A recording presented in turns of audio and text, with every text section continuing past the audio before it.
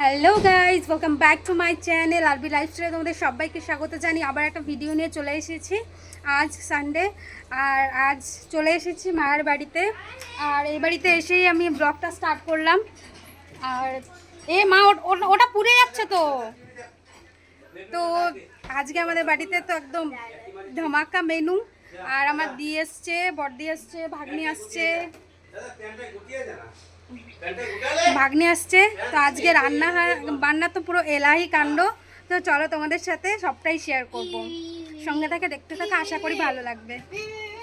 তো দেখো আজকে অনেকজনের ভাত রান্না হচ্ছে। তো মা হলো গো বাইরে উনান বানিয়ে নিয়েছে, ওখানে ভাত বানাবে শুধু।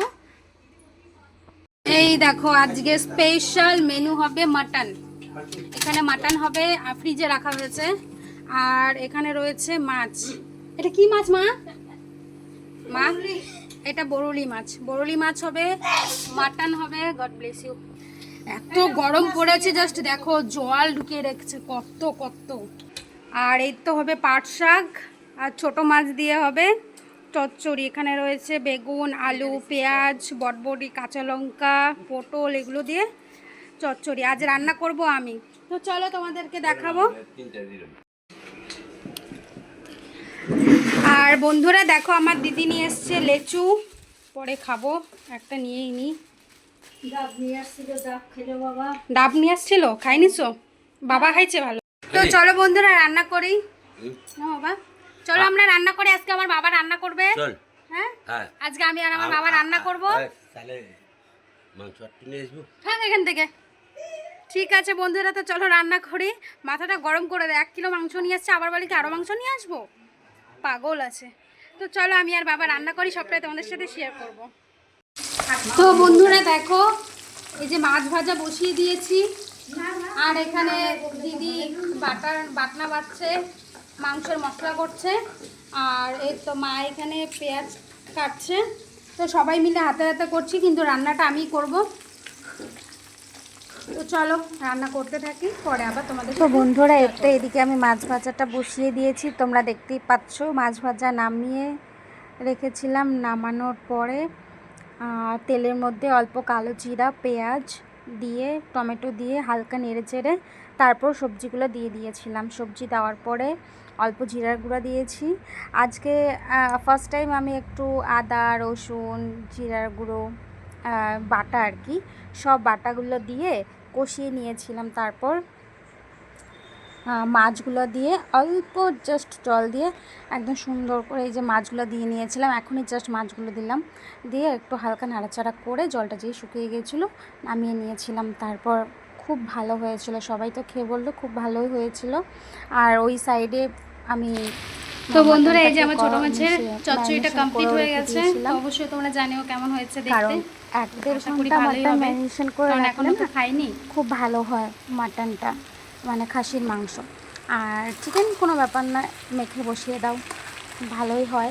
কিন্তু মাটনটা মানে কিছুক্ষণ ম্যারিনেশন করে রাখলে বেশ ভালো হয়।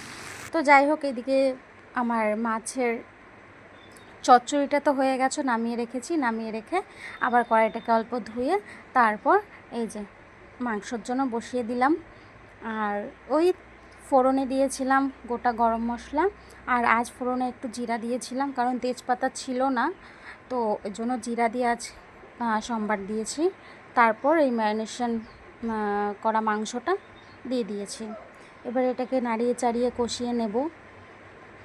অ্যাকচুয়ালি কি বলো তো, সানডে দিদির ছুটি থাকে, মানে আমরা 3 বোন একসাথে খুব কমই হই, কারণ একজনের অফ ডে তো আর একজনের অফ থাকে না। তো আমার ছোটো বোনের কালকে অফ ছিল না, আমার আর বড়দি ছিল। আমারও অফ ছিল না, কিন্তু আমি দিদির জন্য নিয়েছিলাম অফ।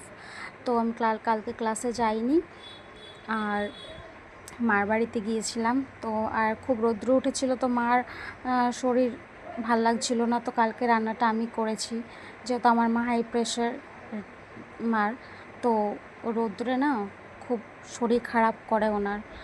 যাই হোক, তো আমি করলাম, আমাকে সবাই হেল্প করেছিল। মা তো সব কিছু কেটে কুটে দিয়েছিল, দিদি আমার বেটে দিয়েছিল।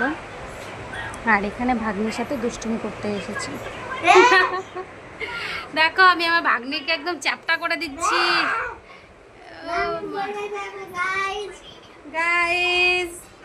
খালি মুখটা লটকাবে, টুকলু টুকলু টুকলু টুকলু।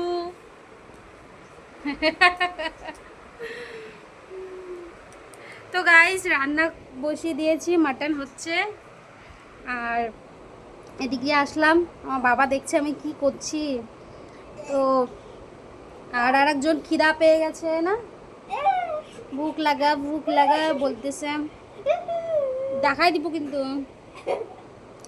তো এই যে আমরা এখন মানে মাটনটা বসালাম, মাছ হয়ে গেছে। হ্যাঁ কত লম্বা হয়ে গেছে। তো মাটনটা বসায় দিয়েছি, তো হচ্ছে মাটন। আর এদিকে ছোট মাছের চচ্চড়ি তো নামিয়ে নিয়েছি, ভাতও হয়ে গেছে। আর বানাবো পাট শাক। হ্যাঁ দাঁড়াও তোমাদের একটা জিনিস দেখাই। এই যে আমার ভাগ্নির ছোটবেলার ফটো, দেখো পুটলি একটা কুটরু, ছোট্ট বাচ্চা। এটা অমিত আনছিল এত বড় করে। হ্যাঁ জামাইবাবু নিয়ে এসেছিল, বাপ দিয়ে গেছিল এই ফটোটা। দেখাই, এটা আমি ছিলাম ছোটবেলায়, এটা আমার ছোট বোন ছিল। এই যে আমার ছোট বোন, এটা ছোটবেলায় আমি ছিলাম।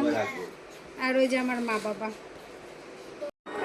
একদিন তোমাদের সাথে আমি মানে আমাদের ছোটবেলার সব অ্যালবামগুলো তোমাদের সাথে শেয়ার করব, ঠিক আছে?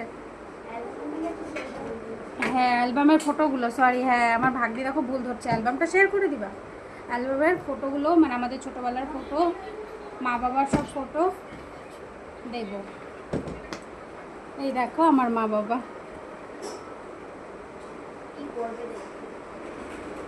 আছে ওপরেও রয়েছে। তো চলো বন্ধুরা, এখন রান্নাটা হয়ে নিক, বাবা তো স্নানে যাচ্ছে। আর আমিও রান্নাটা কমপ্লিট করে নিই, কমপ্লিট করে স্নান করব। তারপরে বর এখন মানে আমাকে দিয়ে চলে গেছে ওই বাড়িতে, ওকে ফোন করব আসবে, তারপর সবাই মিলে একসাথে লাঞ্চ করব। তো তারপর এদিকে মাংসটাও দেখতে চলে এলাম, ভাগ্নির সাথে একটু খুনসুটি করে তারপর এদিকে মাংস দেখতে এলাম। তো মাংসর কালারটা জাস্ট দেখো, ও অসাধারণ। তো এখন আমি একটু মানে মাটনটা রান্না করতে পারি। আগে জানো তো বন্ধুরা, আমি মাটন রান্না করতে পারতাম না, চিকেনটা পেস্ট বানাতাম, কিন্তু এখনও পারি মোটামুটি। মা বলে দিন যাবে আরও অনেক কিছু ইমপ্রুভ হবে, তাই না, লাইফেও আর কাজকর্মেও। যাই হোক রান্নাবাড়ি হয়ে গেছিলো, তারপরে বাবাকে আর ভাগ্নিকে খেতে দিয়ে দিয়েছিলাম। তারপর আমি না ওই ফাঁকে এদিকে পাট শাক বানিয়েছিলাম, তো সেগুলো আর খুব তাড়াহুড়ার মধ্যে নিচ্ছিলাম। এদিকে হলো 2টা বেজে গেছিলো, সবার খিদা পেয়ে গেছিলো। তো যাই হোক, তো ওইদিকে বরের থালাটাও সাজিয়ে নিয়েছিলাম, দিদি মা দুজনে কল করলো, তারপরেও এলো। তো সবাই মিলে তারপর আমি আর মা দিদি নিচে খেতে বসেছিলাম, বর তো ওপরে টেবিলে দিয়েছিলাম। তো তারপর খাওয়া দাওয়ার পরে একটু আইসক্রিম খেলাম, কাল যেহেতু গরম পড়েছিল। তারপর আর কোনো ক্লিপস নিয়ে বাড়িতে চলে এসেছি। বাড়িতে এসে একটা ঘুম দিয়েছিলাম, সন্ধ্যাবেলা উঠে সন্ধ্যাবাতি দিয়ে বরকে বললাম চলো একটু বাইরে যাই, আর ঘরে ভাল লাগছে না।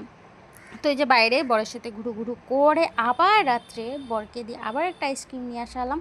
আইসক্রিম খেয়ে তারপরে খাওয়া দাওয়া করে পরে ঘুমিয়ে পড়েছিলাম। আজ ভিডিওটা এতটাই, আবার আসবো নেক্সট ভিডিও নিয়ে। কেমন লাগলো অবশ্যই তোমরা বলো। টাটা।